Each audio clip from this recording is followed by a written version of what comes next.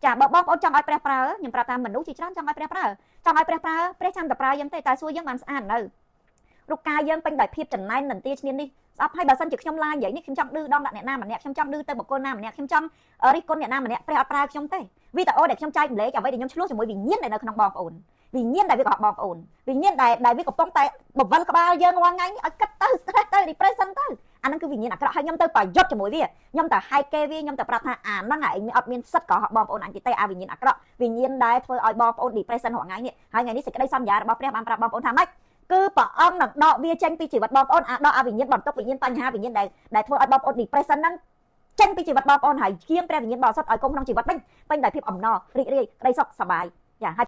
យថ្ងៃនេះបងប្អូនដែលព្រួយចិត្តមានបន្ទុកធ្ងន់មានបញ្ហាច្រើនចារែកទូលលេងរួចហើយចង់សម្លាប់ខ្លួនចង់បោះបង់ចោលហើយកំពុងតែពិបាកខ្លាំងមែនទែនពីព្រោះមនុស្សជុំវិញខ្លួនលេងជួយរ៉ាប់រងបន្ទុកបងប្អូនហើយស្រែកទៅណាមកណាគឺគ្រាន់តែគេឃើញមុខយើងគេរត់គេចគេខ្លាចហ្មងចាហើយបន្ទុកខ្លួនឯងដែលកំពុងតែរែកហ្នឹងពេលខ្លះអស់រលេងហើយទៅលេងរួចហើយចាជំរឿនមានតែពេលខ្លះចង់សម្លាប់ខ្លួនម្ដងម្កាលឬពេលខ្លះនឹកឃើញកូននឹកឃើញប្តីនឹកឃើញក្រុមគ្រួសារនឹកឃើញអ្វីផ្សេងចឹងទៅក៏នៅតែបន្តជីវិតរស់មកវិញប៉ុន្តែថ្ងៃណារៀងធ្ងន់ទៅចាំបញ្ចប់ជីវិតដោយអត់ដឹងខ្លួនចាវីដេអូនេះគឺសម្រាប់បងប្អូនទាំងអស់គ្នាដែលមុននឹងសម្រេចចិត្តថាទៅលេងរួចចាអស់អ្នករែកថ្ងៃនេះខ្ញុំណែនាំចាខ្ញុំណែនាំព្រះមួយអង្គដែលចាំរែកបន្ទុកបងប្អូនជួយដោះបញ្ហាបងប្អូនហើយនឹងសង្គ្រោះបងប្អូនឲ្យរួចឲ្យមានសេរីភាពចាទាំងព្រលឹងវិញ្ញាណនៅសាច់ឈាមហើយនិងព្រលឹងវិញ្ញាណនៅឋានសួគ៌ដែលមានជីវិតអស់កលជានិច្ចអ្វីដែលជាពិសេសគឺបងប្អូនទទួលបានឋានសួគ៌ដោយ free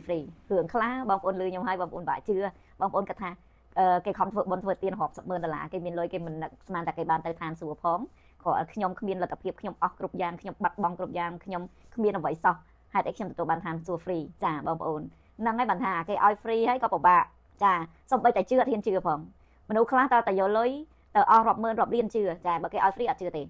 ញ្ចឹងថ្ងៃនេះខ្ញុំគ្រាន់ប្រាប់បងប្អូនជឿមិនជឿវាជារឿងរបស់បងប្អូនទេចាសំខាន់អ្វីដែលខ្ញុំចែករំលែកវាជាសេចក្តីពិតដែលខ្ញុំទទួលបានពីព្រះហើយអ្វីដែលខ្ញុំចែករំលែកទៅកាន់បងប្អូនអ្វីដែលខ្ញុំបានប្រយោជន៍ពីព្រះត្រូវចាំថាបុគ្គលម្នាក់បើធ្វើអីអត់មានប្រយោជន៍គេអត់ធ្វើទេចា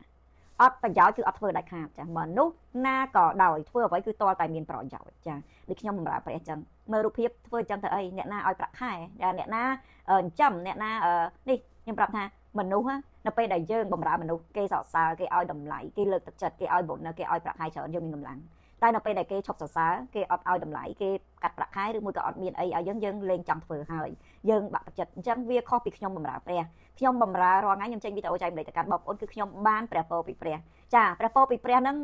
មនុស្សធម្មតាមិនអាចយល់ទេមនុស្សដែលមិនធ្លាប់ទទួលបានព្រះពរពីព្រះគេមិនអាចយល់ទេអញ្ចឹងបើសិនជាបងប្អូនមិនយល់មិនបាច់ហត់គេថាអង្គុយគិតឲ្យយល់ភ្លាមទេតើបងប្អូនជាប្រភេទមនុស្សដែលទទួលបានច្រើនពីព្រះដូចខ្ញុំបានបងប្អូនយល់អញ្ចឹងខ្ញុំប្រាប់ថាវីដេអូដែលខ្ញុំចែករំលែកជាច្រើនគឺសុទ្ធតែខ្ញុំបានប្រយោជន៍ពីព្រះទាំងអស់អ្នកដែលខ្ញុំបើកលុយពីព្រះបើកពរពីព្រះព្រះពរនេះគឺជាអ្វីខ្លះសម្រាប់គ្រីស្ទបរិស័ទចាព្រះពរលើសពីលុយព្រះពរលើសពីអ្វីគ្រប់យ៉ាងទាំងអស់ដែលខ្ញុំទទួលបានគឺសុភមង្គលគ្រួសារសុខភាពចាគេឈ្មោះកិត្តិយសក្តីស្រឡាញ់ពីមនុស្សជុំវិញខ្លួនលក់ដាច់ជាងមុនចាមនុស្សជុំវិញខ្លួនមនុស្សល្អចូលក្នុងជីវិតខ្ញុំមនុស្សសយមនុស្សចង្រៃមនុស្សដែលនាំបញ្ហាមកកាន់ខ្ញុំព្រះញែកចេញអត់ឲ្យខ្ញុំជួបអត់ឲ្យខ្ញុំប៉ះអញ្ចឹងបងប្អូនចេះតែថាចាំមិនម្នាក់ហ្នឹងជួបតែរឿងល្អហើយម្នាក់នោះវាជួបតែរឿងមិនល្អចាំមិនខ្ញុំរស់ស៊ីវាចេះតែខាតជួបមនុស្សបោកហើយចុះគេមិនក៏ល្អអាហ្នឹងហើយវាតាក់ទងនឹងបណ្ដាសានឹងព្រះពរវាតាក់ទងនឹងគេហៅថាអ្វីដែលយើងនេះអញ្ចឹងបានខ្ញុំប្រាប់ថាបងប្អូនខ្ញុំចែករំលែកនេះណាគឺបងប្អូនបាច់ភ័យថាខ្ញុំត្រូវពឹងឲ្យបងប្អូនតម្លាក់កង់តម្លាក់លុយឬវេលុយខ្ញុំទេបាច់ភ័យទេស្ដាប់វីដេអូខ្ញុំហើយខ្ញុំឲ្យបងប្អូន free ពីព្រោះអ្នកដែលខ្ញុំទទួលបានគឺពីព្រះរួចទៅហើយចាអញ្ចឹងខ្ញុំប្រាប់ពីសេចក្តីស្រឡាញ់របស់ព្រះអង្គដែលព្រះអង្គចង់ដោះបងប្អូនឲ្យមានសេរីភាពដូចខ្ញុំចែករំលែកនេះគឺឲ្យមើល feedback ថាតើព្រះមានពិតប្រាកដមែនអត់ចាមិនតែមានតែព្រះបន្ទូលមិនមានតែអ្នកចែករំលែកវាមានមនុស្សជោគជ័យជាមួយព្រះអង្គជាច្រើនចាអញ្ចឹងខ្ញុំបើអ្នកទាំងអស់គ្នាដែលកំពុងតែស្ដាប់ហ្នឹងបងប្អូនមានទ្រព្យសម្បត្តិចាមានអ្វីគ្រប់យ៉ាងហើយមានបើមិនខ្វះខាតទេបងប្អូនអូសចោលទៅអ្វីដែលខ្ញុំចែករំលែកថ្ងៃនេះគឺខ្ញុំចែករំលែកបងប្អូនដែលកំពុងតែគិតថាខ្លួនឯងបាត់បង់គ្រប់យ៉ាងបាត់បង់ទាំងធនធានទ្រព្យសម្បត្តិមនុស្សជុំវិញខ្លួនហៅលេងលឺលងិតឆំជីវិតដូចឋាននរកថ្ងៃនេះបងប្អូនបានចម្លើយបងប្អូនស្វែងរករឿងជាច្រើនដែលថាតើអ្នកណាអាចជួយខ្ញុំបានតើអ្នកណាជួយរែកបន្ទុកខ្ញុំបានប្តីលេងជួយរែកហើយកូនលេងជួយកាត់ហើយឪពុកម្ដាយលេងខ្វល់ហើយយើងម្នាក់ឯងយើងទូលទុកម្នាក់ឯងតើយើងគួរតែធ្វើយ៉ាងណា ចម្លើយថ្ងៃនេះគឺសម្រាប់បងប្អូនដែលកំពុងតែវេទនាបំផុតចាខ្ញុំប្រាប់បងប្អូនណាស្ដាប់ខ្ញុំឲ្យច្បាស់ហើយមួយខ្ញុំធ្វើព្រះមិនមែនគ្រប់ទាំងបទគម្ពីរគ្រប់ទាំងការដែលព្រះអង្គកត់នៅក្នុងគម្ពីរសុទ្ធតែឲ្យយើងធ្វើកើតអ្វីក៏ដោយដែលយើងធ្វើមិនកើតព្រះអង្គអត់ចែងទុកសម្រាប់ឲ្យកូនព្រះអង្គធ្វើទេក្នុងនាមបងប្អូនជាឪពុកម្ដាយបងប្អូនដាក់ការងារឲ្យកូនបងប្អូនធ្វើបងប្អូនដឹងថាកូនបងប្អូនធ្វើកើតឬមិនកើតគ្រូបង្រៀនដាក់ homework ឲ្យយើងធ្វើគ្រូដឹងសមត្ថភាពយើងធ្វើកើតឬមិនកើតអ្វីដែលគ្រូដាក់ឲ្យសុទ្ធតែជាអ្វីដែលយើងរៀនរួចហើយរំលឹកមេរៀនចាអ្វីដែលព្រះឲ្យចូលមកកាន់ជីវិតយើងព្រះដឹងថាយើងប្រកាសជាធ្វើបានអ្វីហេតុអីយើងធ្វើអត់បានពីព្រោះយើងអត់ប្រឹងប្រែងយើងអត់តស៊ូយើងអត់ប្រឹងមើលមេរៀនយើងអត់ប្រឹងគេហៅថាស្វែងរកសេចក្តីជំនឿស្វែងរកបំណងមហាតីព្រះឬមួយក៏ជាប់លាប់ជាមួយព្រះអង្គឬមួយក៏បើសិនជាយើងជាសិស្សវិញគឺយើងអត់ប្រឹងមើលមេរៀនយើងដើរចោលសាលាយើងអត់ប្រឹងចូលរៀនលទ្ធផលចុងក្រោយគឺយើងពិតជាអត់ចេះអញ្ចឹងសារមួយនេះគឺរំលឹកបងប្អូនត្រឡប់មកវិញចាគឺជាព្រះគុណមួយដែលព្រះអង្គទុកឱកាសឲ្យបងប្អូនម្ដងទៀតថាបងប្អូននៅមានព្រះដ៏ពិតមានព្រះដ៏អស្ចារ្យមានព្រះដែលនៅចាំជួយបងប្អូនទាំងអស់គ្នាចាអញ្ចឹងមុននឹងទៅខ្ញុំសូមលើកខគម្ពីរមួយមិនមែនពាក្យខ្ញុំមិនមែនពាក្យគ្រូបាអាចារ្យណាទេនេះគឺជាព្រះបន្ទូលព្រះដែលចែងទុកនៅក្នុងព្រះបន្ទូលចាដើម្បីឲ្យពួកយើងរាល់គ្នារងចាំសេចក្តីសន្យាជឿសេចក្តីសន្យានេះគឺជាព្រះបន្ទូលគឺជាពាក្យពេចន៍របស់ព្រះចាអញ្ចឹងសូមបងប្អូនស្ដាប់ហើយពិចារណាដោយការថាខ្ញុំប្រាប់ថាស្ដាប់សូមជឿបើអត់ជឿកុំស្ដាប់ចាអូសចោលព្រោះព្រះបន្ទូលខ្ញុំប្រាប់ថាបើយើងនឿក៏ដោយបើយើងអត់ជឿសង្ស័យស្ទាក់ស្ទើរស្មើនឹងអត់ទទួលបានលទ្ធផលទេរៀនអីក៏ដោយបើយើងអត់ប្រឹងរៀនយើងអត់យកចិត្តទុកដាក់យើងអត់ប្រឹងបន្តិចមេរៀនស្មើនឹងលទ្ធផលចំណេះដឹងហ្នឹងវាអត់មានចូលមកកាន់ជីវិតយើងចាអញ្ចឹងសូមបងប្អូនស្ដាប់ព្រះបន្ទូលព្រះអង្គហើយខ្ញុំនឹងចែករំលែកព្រះបន្ទូលនោះទៅកាន់បងប្អូនសេចក្តីសន្យារបស់ព្រះចាម៉ាថាយចំពុក11ខទី28អស់អ្នកដែលនឿយព្រួយហើយផ្ទុកធ្ងន់អើយចូលមកឯខ្ញុំនឹងឲ្យអ្នករាល់គ្នាឈប់សម្រាកចូលទទួលនឹងខ្ញុំហើយរៀននឹងខ្ញុំចុះត្បិតខ្ញុំស្លូតហើយមានចិត្តសុភាពនោះអ្នករាល់គ្នានឹងបានសេចក្តីសម្រាកដល់ព្រលឹងពីព្រោះនឹមខ្ញុំងាយទេហើយបន្ទុកខ្ញុំក៏ស្រាលចាអញ្ចឹងសេចក្តីសន្យារបស់ព្រះអង្គស្វែងរកអ្នកណាបងប្អូនព្រះអង្គស្វែងរកអ្នកដូចវីដេអូខ្ញុំផ្ញើទៅកាន់អ្នកណាអ្នកនឿយព្រួយហើយផ្ទុកធ្ងន់ចាព្រះអង្គថាម៉េចចូលមកឲ្យខ្ញុំចាអញ្ចឹងខ្ញុំជឿថាបើអ្នកអំណរអ្នករីករាយអ្នកសប្បាយអ្នកអត់ពេញដោយសេរីភាពពិបាកក្នុងការចូលមករកព្រះអង្គណាពីព្រោះគេមានអស់ហើយអញ្ចឹងវីដេអូនេះគឺសម្រាប់អ្នកដែលនឿយព្រួយហើយផ្ទុកធ្ងន់នឿយព្រួយពិបាកចិត្ត stress depression drama រឿងរ៉ាវបំណុលបញ្ហាស្នេហាខកចិត្តជំងឺមហារិទ្ធមើលអត់ជាអត់លុយជាបាលអានឹងនឿយព្រួយហើយផ្ទុកធ្ងន់ចាបន្ទុកចិញ្ចឹមកូនចិញ្ចឹមគ្រួសារចិញ្ចឹមបងចិញ្ចឹមប្អូន business បុគ្គលិកកូនចៅបន្ទុកធ្ងន់ចាព្រះអង្គស្វែងរកអ្នកអញ្ចឹងចាចូលមកឲ្យខ្ញុំហ្នឹងគឺអ្នកណាគឺព្រះយេស៊ូវគ្រីស្ទព្រះដែលអាចរែកបន្ទុកមនុស្សគ្រប់គ្នាបានគ្រប់យ៉ាងអត់រើសអុកញ៉ាឯអាដាមលោកជំទាវអស់លោកស្រីអ្នកមានមុខមាត់ទេព្រះអង្គហៅមកទាំងអស់ចាអ្នកក្រអ្នកមានអ្នកស្រែអ្នកចំការអ្នកទាំងចាស់ទាំងក្មេងទាំងស្រីទាំងប្រុសគ្រប់យ៉ាងឲ្យតែថាមានបន្ទុកមានបញ្ហាវេទនារែកលេងរួចទូលេងបានចូលមកឲ្យព្រះអង្គមកចាព្រះអង្គសន្យាមកទៀតព្រះអង្គហៅចូលមកចាចូលមកតោះហើយយើងឆ្ងល់ហៅខ្ញុំមករកអីណាចាខ្ញុំនឹងឲ្យអ្នករាល់គ្នាឈប់សម្រាកចាសេចក្តីសន្យារបស់ព្រះមកអ្នកបន្ទុកធ្ងន់មកអ្នកវេទនាខ្ញុំនឹងឲ្យអ្នករាល់គ្នាឈប់សម្រាកជឿទេអូយព្រះអង្គសម្រាប់យ៉ាងម៉េចបើបន្ទុកខ្ញុំធ្ងន់សម្រាប់យ៉ាងម៉េចបើខ្ញុំកំពុងតែវេទនាហេតុផលហ្នឹងកុំនិយាយជាមួយព្រះឲ្យសោះគ្មានអីដែលព្រះធ្វើអត់កើតទេអ្វីដែលយើងមានការសម្រេចចិត្តពេលនេះជឿឬមិនជឿថាព្រះបន្តទទួលបន្ទុកយើងថាព្រះអាចដោះរឿងយើងបានចាខ្ញុំនឹងឲ្យអ្នករាល់គ្នាឈប់សម្រាកគ្រាន់បើសិនជាបងប្អូនមានជំនឿពាក្យហ្នឹងស្វែងរកមកជីវិតទៅអ្នកដែលជួយរែកបន្ទុកខ្ញុំតើតើមានអ្នកមកជួយរែកប៉ិតប្រកាសអ្នកដែលប្រាប់ថានេះអត់ជឿចារកទៅអីបើអត់ជឿថាមានអ្នករែកបានផងដើររកទៅអីវេទនាទៅអីរែកខ្លួនឯងមានជីវិតទៅអញ្ចឹងបានខ្ញុំប្រាប់បងប្អូនទាំងអស់គ្នាថាបើវាពិបាកឆ្អែតហើយវាជីវិតនេះវាធ្លាក់ក្រោមសូន្យហើយកុំបឺកុំបះបោពេលនេះអ្វីដែលយើងគួរធ្វើប្រើជំនឿថាជឿឬមិនជឿឥឡូវខ្ញុំជឿឥឡូវថាព្រះអង្គខ្ញុំជឿព្រះអង្គថាម៉េចខ្ញុំនឹងឲ្យអ្នករាល់គ្នាឈប់សម្រាកអញ្ចឹងយើងចាប់ផ្ដើមដាក់អារម្មណ៍ដាក់ជំនឿមានសេចក្តីសង្ឃឹមអូយមានម្នាក់ដែលជួយដោះស្រាយបន្ទុកខ្ញុំមានម្នាក់ដែលអាចឲ្យខ្ញុំស្រាលបន្ទុកបានចាប់ផ្ដើមអំណរចាប់ផ្ដើមមានជំនឿពេលដែលយើងមានជំនឿគឺយើងរកអំណរឃើញហើយចាឥឡូវបើសិនជាបងប្អូនកំពុងតែជាពាក់បំណុលគេ4 10 20 ម៉ឺនដុល្លារមានម្នាក់ដែលឥឡូវហើយមិនភ័យទេអញចេញសងជំនួសចាលឺហើយវាដូចជាពេលនេះអញ្ចឹងដែលបងប្អូនឃើញវីដេអូខ្ញុំចែកម្លែកអញ្ចឹងបងប្អូនបានលឺហើយថាមានព្រះមួយអង្គដែលសន្យាថានឹងដោះបញ្ហាឲ្យបងប្អូនកំពុងលំបាកដែរហ៊ានជឿចាតែបងប្អូនជឿមានន័យថាបងប្អូនមានជំនឿហើយពេលដែលបងប្អូនមានជំនឿបងប្អូនជឿនិងបងប្អូនរកអំណរឃើញហើយបើបងប្អូនរកអំណររកការរកការសុបាយរកការរំភើបនឹងអត់ចេញមានតែបងប្អូនអត់ជឿបែងចែកបើជឿហើយខ្ញុំចាញ់ហើយបើជឿហើយសុបាយចិត្តហើយមានតែអត់ជឿទេបាននៅទូទុកអញ្ចឹង កុំឲ្យនិយាយថាខ្ញុំជឿបើយើងកំពុងតែ depression ចាជំនឿគេថាពេលដែលយើងជឿមានន័យថាយើងដឹងថាមានអ្នករ៉ាប់រងជំនួយយើងចាត្រូវអត់ហ្នឹងហើយឥឡូវទៅខទី29ណាចាចូលទទួលនឹមខ្ញុំហើយរៀននឹងខ្ញុំចុះតើនឹមហ្នឹងជាអ្វីព្រះអង្គប្រាប់ថាមកព្រះអង្គឲ្យសម្រាអេញ៉ាំមិនតានេះបានសម្រាយតាហើយព្រះអង្គថាមិនមែន free ទេណាចូលទទួលនឹមខ្ញុំហើយរៀននឹងខ្ញុំចុះចាអញ្ចឹងនឹមព្រះអង្គហ្នឹងគឺអី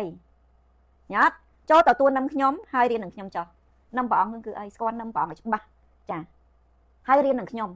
ំចាបងប្អូនកើតមកចេះហ៎អត់ចេះទេត្រូវរៀនថ្នាក់ទី1ទី2រហូតដល់ទី12ត្រូវអត់វាមិនមែនកើតមកអត់រៀនចេះទេ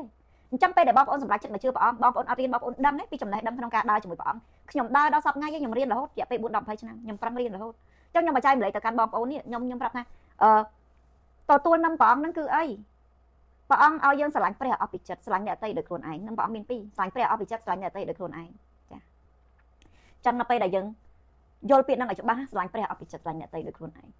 ចាអញ្ចឹងពាក្យហ្នឹងបងប្អូនឃើញនៅពេលដែលយើងស្រឡាញ់អ្នកអតីតដោយខ្លួនឯងយើងអត់អាចទៅខ្លួនឯងយើងស្រឡាញ់បែបម៉េចយើងអាចមកវាយខ្លួនឯងយើងអាចមកខឹងខ្លួនឯងយើងអាចមកជេរខ្លួនឯងយើងអាចមកឌៀលខ្លួនឯងយើងអាចមកកាត់ការអាក្រក់ចំពោះខ្លួនឯងយើងអាចធ្វើរឿងអត់ល្អចំពោះខ្លួនឯងចាស្រឡាញ់ព្រះអស់ពីចិត្តគឺស្រឡាញ់ឲ្យយើងយល់ពាក្យហ្នឹងហើយស្រឡាញ់ព្រះអង្គអស់ពីចិត្តព្រះអង្គយើងរាប់ថាជាកូនយើងចាយើងស្រឡាញ់កូនអស់ពីចិត្តចាយើងស្រឡាញ់ឪពុកម្ដាយយើងអស់ពីចិត្តយើងអត់ដែលមានចិត្តផាត់ក្បត់ឬមួយក៏ល្បិចកិច្ចកលមួយម្ដាយឪពុកយើងជាមួយកូនយើងទេចាអញ្ចឹងយើងយកក្តីស្រឡាញ់បើសិនបងប្អូនថ្មីថ្មោងក្តីស្រឡាញ់ព្រះអង្គហ្នឹងឲ្យស្មើនឹងឪពុកម្ដាយឬបងឬកូនខ្លួនឯងហ្នឹងវាលើសលប់ហើយបើថាឲ្យស្រឡាញ់លើហ្នឹងយូរទៅបងប្អូនកាន់តែស្គាល់ព្រះបងប្អូនកាន់តែឃើញព្រះអង្គអស្ចារ្យបាត់ព្រះអង្គអត់បានប៉ុន្តែបើដំបងឲ្យចេះស្រឡាញ់ព្រះអង្គអស់ពីចិត្តហ្នឹងគឺឲ្យស្មើតែកូនខ្លួនឯងស្មើនឹងប្តីខ្លួនឯងស្មើនឹងឪពុកម្ដាយខ្លួនឯងហ្នឹងវាលើសលប់ហើយតិចទៀតបងប្អូនកាន់តែស្គាល់ព្រះអង្គច្បាស់បងប្អូននឹងឃើញតែព្រះអង្គអស្ចារ្យហ្នឹងហើយចេះស្រឡាញ់ព្រះអង្គអស់ពីចិត្តអត់មានល្បិចល្បន់កិច្ចកលមួយព្រះអង្គស្រឡាញ់អ្នកដទៃឲ្យដូចខ្លួនឯងអញ្ចឹងដល់ពេលដែលបងប្អូនស្រឡាញ់អ្នកដទៃដូចខ្លួនឯងគឺយើងពិតជាពិបាកធ្វើណាចាពិបាកធ្វើមែនតើអញ្ចឹងនឹងព្រះអង្គណានឹងព្រះអង្គគឺតែប៉ុណ្្នឹងឯងបើបងប្អូនចង់រួចទុករួចលំបាករួចវេទនាចូលមកព្រះអង្គមកណាព្រះអង្គនឹងដោះស្រាយបំណុលដោះស្រាយបញ្ហាដោះស្រាយភាពល្វីងជូរចត់ដោះស្រាយបន្ទុកដោះស្រាយរឿងជាច្រើនដែលបងប្អូនដកចេញហើយយកអាហ្នឹងទៅឲ្យព្រះអង្គណាមិនគិតទៀតទេណាមកគិតតែរឿងព្រះវិញមកគិតបញ្ហាព្រះវិញបើសិនជាព្រះអង្គមានអីដោះដូរឥឡូវបើយើងដោះរឿងយើងលេខបានហើយយកទៅឲ្យព្រះអង្គដោះឥឡូវមកដោះរឿងព្រះអង្គវិញស្រឡាញ់ព្រះអង្គអស់ពីចិត្តណាថ្ងៃអាទិត្យត្រូវទៅយើងជាកូនព្រះអង្គយើងត្រូវទៅពហិចាដងវាយ10ហូត1សម្រាប់ព្រះអង្គចាស្រឡាញ់អ្នកចិត្តខាងឲ្យដូចខ្លួនឯងយើងប្រកាសជាបាក់ធ្វើហើយពេលហ្នឹងបងប្អូនចាប់ផ្ដើមរៀនដងតិចបងប្អូនសុំការនេះព្រះអង្គបងប្អូននឹងឃើញហើយភាពចំណែននិន្ទាឈ្នានីសំអប់គំរំកំគួនគឺយើងលះបង់បាក់យើងត្រូវតែលះបង់បើបងប្អូនអត់លះបង់អស់ហ្នឹងមានអ្នកបងប្អូនអត់ស្រឡាញ់ទេចាតែគ្រាន់តែយើងឈប់ស្អប់គេយើងឈប់ខឹងគេយើងឈប់ depression យើងឈប់អីហ្នឹងវាស្រួលជាងបន្ទុកបញ្ហាបំណុលអីបញ្ហាយើងហ៎បើយើងគិតថាហ្នឹងវាស្រួលជាងយើងរើសអាហ្នឹងតែព្រះអង្គអត់ទេខ្ញុំឈប់ខឹងគេអត់បានទេខ្ញុំឈប់ស្អប់គេអត់បានខ្ញុំឈប់គុំគេអត់បានខ្ញុំឈប់និយាយដើមគេអត់បានទេចាខ្ញុំសុខចិត្តរែកបន្ទុកខ្ញុំវិញខ្ញុំសុខចិត្តសងបំណុលខ្ញុំសុខចិត្តចេះអ្វីដែលយើងជួបហ្នឹងខ្ញុំសុខចិត្តដោះស្រាយជំងឺខ្ញុំមហារីខ្ញុំចាអីហោហាយដែលខ្ញុំកំពុងវេទនាខ្ញុំសុខចិត្តយករឿងខ្ញុំវិញខ្ញុំមិនយករឿងព្រះអង្គទេបងប្អូនបែកចែកពីហ្នឹងទៅរើសមើលមួយទៅបើគាត់ថារឿងបងប្អូនវាស្រួលជាងបន្ទុកព្រះអង្គបងប្អូនយករឿងខ្លួនឯងទៅមិនបាច់យកថ្វាយតែព្រះទេអញ្ចឹងខ្ញុំផ្ដាំនេះគឺខ្ញុំផ្ដាំទៅអ្នកដែលដោះអត់ចាញ់អញ្ចឹងវាមានពីរជំរើសទី1រែកបន្ទុកព្រះរែកនឹមព្រះអង្គជំរើសទី2នឹមខ្លួនឯងដែលយើងសាងមកហ្នឹងគឺធ្វើខ្លួនឯងទៅចឹងបើខ្ញុំថាឥឡូវខ្ញុំសុខចិត្តដោះដូរចាស់ខ្ញុំយកនឹមព្រះអង្គចាស់ខ្ញុំសុខចិត្តខំមាត់សង្កត់ចិត្តខ្ញុំធ្លាប់និយាយដើមគេខ្ញុំធ្លាប់ខឹងខ្ញុំធ្លាប់ចំណែនខ្ញុំធ្លាប់នឹងទីជានេះខ្ញុំធ្លាប់រស់ស៊ីបោកប្រាស់ខ្ញុំធ្លាប់អីខ្ញុំខំប្រកែខ្លួនមិនថាមួយថ្ងៃអាចកែគ្រប់10ទេមិនថាមួយថ្ងៃអាចធ្វើបានគ្រប់យ៉ាងទេតែខ្ញុំបានប្រឹងចាថ្ងៃនេះខ្ញុំក៏ហក់10ដងចាពេលខ្ញុំស្គាល់ព្រះខ្ញុំយកនឹមព្រះអង្គនេះខ្ញុំច្រឡំផ្លេចខ្លួនខ្ញុំក៏ហក់តែ8ដងយូរទៅខ្ញុំក៏ហក់តែ7 6 5យូរទៅព្រះគុណព្រះអង្គនឹងបំពេញឲ្យយើងអាចនឹងកុហកសល់តិចតួចចាខឹងនៅតិចតួចចាអាហ្នឹងគឺយើងត្រូវកាត់បន្ថយអាហ្នឹងគេហៅព្រះគុណមានសម្រាប់អ្នកដែលបានប្រឹងអស់ពីចិត្តហើយប្រឹងធ្វើមួយថ្ងៃតិចរហូតដល់យើងបានរួចពីចំណងមួយហ្នឹងចាព្រះអង្គប្រាប់ឲ្យចូលទទួលនឹងខ្ញុំហើយរៀននឹងខ្ញុំចុះចារៀនហ្នឹងគឺមិនយើងត្រូវថ្ងៃអាទិត្យយើងទៅពហិយើងស្ដាប់លោកគ្រូចាហើយដោយការចែកម្លែកចាំពេលខ្លះបងប្អូនឃើញខ្ញុំបងប្អូនជំនឿថ្មីមកឃើញខ្ញុំដូចខ្ញុំអ្នកដែលធ្លាប់ជឿអញ្ចឹងខ្ញុំចែកម្លែកស្ដាប់ទៅបងប្អូនផ្សេងដែលចែកម្លែកហ្នឹងស្ដាប់ទៅរៀនពីក្នុងព្រះអង្គអ្នកជឿព្រះត្រឹមត្រូវមិនជឿព្រះបានពោជឿមិនគឺយើងត្រូវរៀនចាបដូរពីជំនឿមួយមកជំនឿមួយមិនងាយស្រួលទេយើងត្រូវរៀនបិទព្រះអង្គបន្ទាប់មកព្រះអង្គថាបិទខ្ញុំស្លូតហើយមានចសុភាពចាបងប្អូនស្គាល់ពាក្យស្លូតហើយចាស្លូតមិនចងេងចងាងមិនកំរោលមិនគេហៅថាប៉ះដៃយកដៃប៉ះជើងយកជើងឲ្យព្រះអង្គស្លូតហើយមានចិត្តសុភាពព្រះអង្គអត់ធ្មត់នៅអ្វីដែលយើងធ្វើទៅកាន់ព្រះអង្គពេលខ្លះយើងសន្យាខ្ចល់ពេលខ្លះខ្ញុំថាខ្ញុំមិនចេះខ្ញុំចោលប៉ុន្តែខ្ញុំបោកព្រះខ្ញុំថាព្រះអង្គដល់បំណុលឲ្យខ្ញុំទៅឬមួយព្រះអង្គចេញចូលទៅបោកព្រះនេះហើយដដែលនេះហើយទីដដែលអញ្ចឹងព្រះអង្គថាត្បិតខ្ញុំស្លូតហើយមានចិត្តសុភាព ហើយបន្ទាប់មកទៀតព្រះអង្គថានោះអ្នករាល់គ្នានឹងបានសេចក្តីសម្រាប់ដល់ព្រលឹងសេចក្តីសន្យារបស់ព្រះអង្គចាព្រះអង្គសន្យាយ៉ាងម៉េចព្រះអង្គថាចូលមកឲ្យព្រះអង្គណាមិនមែនព្រះអង្គកាចទេមិនមែនព្រះអង្គថ្កោលទោសទេមិនមែនមកជឿព្រះហ្នឹងព្រះអង្គបាយរាល់ថ្ងៃទេហើយមិនមែនមកជឿព្រះអង្គហ្នឹងព្រះអង្គស្រឡត់រាល់ថ្ងៃទេព្រះអង្គស្លូតព្រះអង្គសុភាពព្រះអង្គពេញតែក្តីស្រឡាញ់ព្រះអង្គអ្នកណាដែលមិនឲ្យក្តីស្រឡាញ់យើងមកព្រះអង្គមកអ្នកណាដែលកំរោលឆ្លោះមួយយើងមករកព្រះមកព្រះអង្គស្លូតណាព្រះអង្គស្រឡាញ់យើងណាហើយព្រះអង្គនឹងឲ្យអ្នកបានសម្រាប់ដល់ព្រលឹងវិញ្ញាណនៅក្នុងរូបកាយយើងនេះបងប្អូនពេលដែលព្រលឹងវិញ្ញាណយើងអារម្មណ៍យើងអត់សម្រាប់ខួរក្បាលយើងដើរបងប្អូនដៃយប់ឡើងអត់ដេកខួរក្បាលដើររូបកាយដេកទេអត់មានធ្វើអីទេអត់មានមកដាំបាយលឿងចាត់បោកកៅអៅពេលយប់ឯងគឺដេកបន្តិចដេកអត់លក់កញ្ញត់ខួរក្បាលយើងវិលដូចកន្ទេលឡងចេញពីមួយចូលមួយចេញពីមួយរឿងចូលមួយរឿងចាគឺអត់បានសម្រាប់ទេព្រលឹងវិញ្ញាណយើងគឺគេហៅថា stress depression ខួរក្បាលដើរមនុស្សឈួតពេលខ្លះនិយាយតែឯងនិយាយមួយវិញ្ញាណតែឯងនិយាយដូចមនុស្សឈួតចឹងណាចាយកបានសម្រាប់ទេតែព្រះអង្គប្រាប់ថាព្រះអង្គរកអាអ្នកនិយាយតែឯងហ្នឹងរកអាអ្នកខួរក្បាលដើរអត់ឈប់នេះរកអាអ្នកគូមិនចឹងបំណុលធ្វើម៉េចទីគេមកទាខ្ញុំទៅទីគេបង្ហោះខ្ញុំតាម Facebook ទៅជំងឺខ្ញុំអីហោហើយខួរក្បាលដើរហ្នឹងហើយគឺអារក្សាតាំងវាកុហកយើងឲ្យយើងដើរខួរក្បាលវិលដូចកន្ទេលឡងចឹងព្រះអង្គរកអាអ្នកចឹងរកអាអ្នកខួរក្បាលដើររកអាអ្នកអត់ដែរបានសម្រាប់រកអាអ្នកវិញ្ញាណដែលកំពុងតែដូចមនុស្សឈួតនិយាយតែឯងចឹងណាពេលខ្លះនេះព្រះអង្គនេះមកសម្រាប់ឲ្យសម្រាប់ដល់ព្រលឹងវិញ្ញាណយើងចារូបកាយវាចេះតែដេកចេះតែនេះហើយសម្រាប់ហើយតែព្រលឹងវិញ្ញាណនេះវារកកន្លែងសម្រាប់អត់ឃើញទេមករកព្រះអង្គព្រះដល់ពិតព្រះអង្គឲ្យសម្រាប់ពីព្រោះនាំខ្ញុំងាយហើយបន្ទុកខ្ញុំក៏ស្រាលអូយព្រះបន្ទូលព្រះអង្គមកពាក្យមកឃ្លាបងប្អូនយល់ឲ្យបែងចែកឲ្យដាច់សេចក្តីសន្យារបស់ព្រះអង្គខ្លីខ្លឹមខ្លាំងបើអ្នកណាជឿអ្នកណាយល់សេចក្តីសន្យារបស់ព្រះអង្គណាគឺនិយាយរួមជាកូដជាខូដចាជាចម្លើយឲ្យតែយើងជឿយើងធ្វើមួយចេះគិតចេះគូដាក់ចិត្តយើងនឹងបានមានសេរីភាពពីព្រោះនាំខ្ញុំងាយអូយពាក្យតាងាយយល់ហើយងាយស្រួលអត់ពិបាកទេណាយជឿអត់ថានាំព្រះអង្គងាយជឿអត់ថានាំព្រះអង្គស្រាលបន្ទុកខ្ញុំក៏ស្រាលគ្រាន់ថ្ងៃនិយាយឲ្យបន្ទុកយើងវាធ្ងន់ណាស់បងប្អូនអើយបន្ទុកខ្ញុំធ្ងន់ណាស់ព្រះអង្គឲ្យដាក់ដោះដូរទៅមកអាធ្ងន់ហ្នឹងយកមកណារែកព្រះអង្គហ៎ស្រាលងាយស្រួលជឿអត់ពេលវេលានេះអ្វីដែលបងប្អូនគួរត្រូវមាននៅក្នុងគំនិតណាចម្លើយជឿឬមិនជឿហើយមិនជឿហ្នឹងស្អែកឡើង free ទេចាជំនឿគឺវាកើតចេញមកពីខាងក្នុងយើងជឿហើយយើងមានស្នាមញ៉ាំដងតិចហើយចម្លើយប្រាជ្ញាព្រះអង្គយើងដងតិចចាចឹងបាទខ្ញុំប្រាប់បងប្អូនថាបន្ទុកបងប្អូនដែលសាងរាល់ថ្ងៃនេះប្រហែលថ្ងៃមួយថ្ងៃសាងមកប៉ុណ្ណឹងមែនហេតុអីត្រូវចង់ឲ្យព្រះអង្គដោះតែមួយថ្ងៃចាព្រះអង្គប្រាប់ថាអ្វីដែលយើងសាងមកហ្នឹងណាយកម